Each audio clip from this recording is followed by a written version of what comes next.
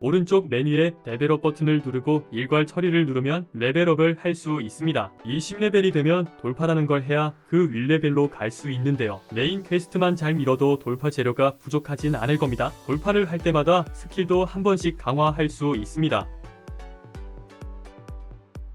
장비와 유물들 모두 방금 레벨 올리는 것과 똑같이 강화해주시면 되는데요. 강화한 장비를 강화했으면 경험치를 약간 손해봅니다. 이게 무슨 말인지 설명드릴게요. 레벨 1인 안개사슴 반지를 재료로 쓰면 경험치가 600이 오릅니다. 이 반지에 경험치 400을 먹여서 레벨 2로 만들었습니다. 그럼 이 반지의 총 경험치는 1000이 돼야겠죠? 하지만 82 깎인 922 오릅니다. 이 경험치 손실이 아깝지만 당장의 스펙이 더 중요하니까 더 좋은 등급의 템이 뜨길 마냥 기다리지 마시고 먼저 강화해서 쓰기고요. 더 좋은 템이 뜨면 쓰던 장비를 경험치로 먹이는 방법을 추천드립니다. 유물은 특성이 붙은 게 있어서 잘 살펴보셔야 하는데요. 메뉴에 수호자의 유리관에는 빛 피해가 붙어 있는데 4번째는 같은 템이지만 물 피해가 붙어 있습니다. 테이아는 물 속성 기사니까 4번째 수호자의 유리관으로 바꿔 껴야 합니다. 게임에 접속하시면 속성에 맞는 유물을 끼고 있는지 꼭 확인해보세요. 세트 효과도 꼭 챙겨주시고요. 이거 모르는 분들도 많을 것 같은데 튜닉도 강화가 됩니다. 강화 방법은 다른 템들과 같습니다. 튜닉은 강화해주면 모든 기사들의 스펙이 올라가니까 꼭 해주셔야 합니다.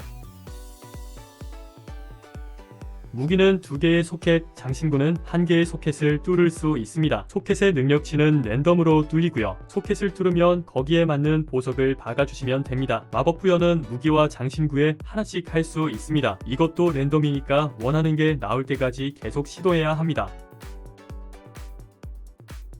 마을에서 요리를 만들어 먹으면 능력치가 오르는데요. 다른 타입의 요리는 중첩 사용이 가능하지만 같은 타입의 요리를 2개 이상 먹으면 마지막에 먹은 요리만 적용됩니다. 처음 마을에서 요리를 만들려고 하면 가능한 종류가 많지 않은데요. 가방에 보시면 획득한 레시피들이 있을 거예요. 이걸 사용하시면 제작 가능해집니다. 참고로 모든 제작 시 추가 능력이 있는 기사들이 있습니다. 만들려는 템과 부합하는 추가 능력이 있는 기사로 만들어주세요.